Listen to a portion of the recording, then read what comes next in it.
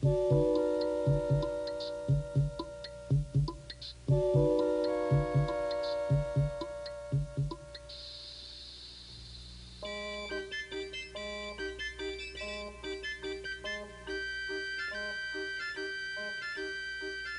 picnic near the lakeside in Chicago is the start of a lazy afternoon, early 1 October. We begin with a scene 1 meter wide, which we view from just 1 meter away. Now, every 10 seconds, we will look from 10 times farther away, and our field of view will be 10 times wider. This square is 10 meters wide, and in 10 seconds, the next square will be 10 times as wide. Our picture will center on the picnickers, even after they've been lost to sight. 100 meters wide. The distance a man can run in 10 seconds. Cars crowd the highway. Powerboats lie at their docks. The colorful bleachers are Soldiers Field. This square is 1 kilometer wide, 1,000 meters. The distance a racing car can travel in 10 seconds. We see the great city on the lake shore. 10 to the 4th meters, 10 kilometers. The distance a supersonic airplane can travel in 10 seconds. We see first the rounded end of Lake Michigan, then the whole Great Lake. 10 to the 5th meters. The distance an orbiting satellite covers in 10 seconds. Long parades of clouds, the day's weather in the Middle West. 10 to the 6th, a 1 with 6 zeros, 1,000,000 meters.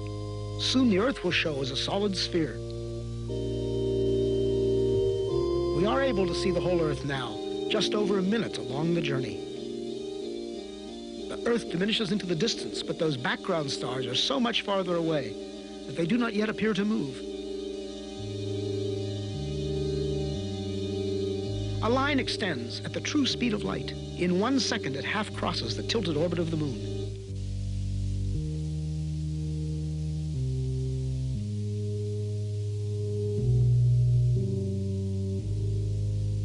Now we mark a small part of the path in which the Earth moves about the sun. Now the orbital paths of the neighbor planets, Venus and Mars, then Mercury. Entering our field of view is the glowing center of our solar system, the sun, followed by the massive outer planets, swinging wide in their big orbits.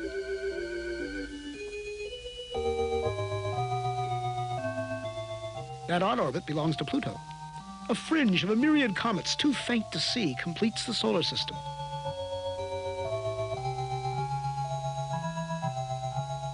Ten to the 14th. As the solar system shrinks to one bright point in the distance, our sun is plainly now only one among the stars. Looking back from here, we note 4 southern constellations, still much as they appear from the far side of the Earth. This square is 10 to the 16th meters, 1 light year, not yet out to the next star. Our last 10-second step took us 10 light years further. The next will be 100. Our perspective changes so much in each step now that even the background stars will appear to converge. At last, we pass the bright star Arcturus and some stars of the Dipper.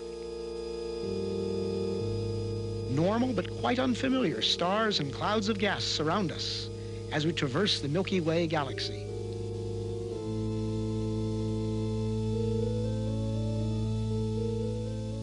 Giant steps carry us into the outskirts of the galaxy.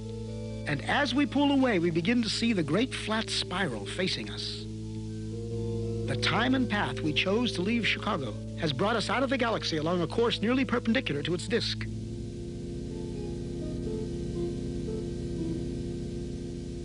The 2 little satellite galaxies of our own are the clouds of Magellan. 10 to the 22nd power, 1,000,000 light years. Groups of galaxies bring a new level of structure to the scene. Glowing points are no longer single stars, but whole galaxies of stars seen as one. We pass the big Virgo cluster of galaxies among many others, 100 million light years out. As we approach the limit of our vision, we pause to start back home.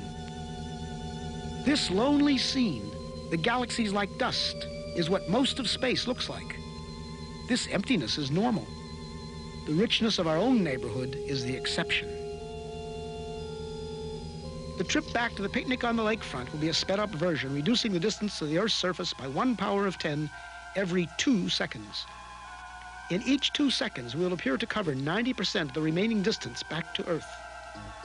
Notice the alternation between great activity and relative inactivity, a rhythm that will continue all the way into our next goal, a proton in the nucleus of a carbon atom beneath the skin on the hand of the sleeping man at the picnic.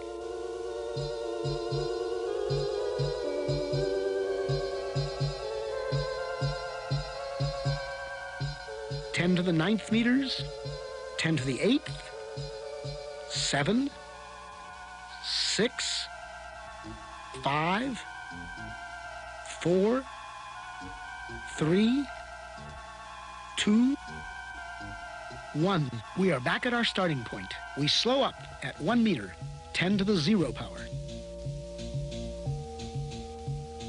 Now we reduce the distance to our final destination by 90% every 10 seconds, each step much smaller than the one before.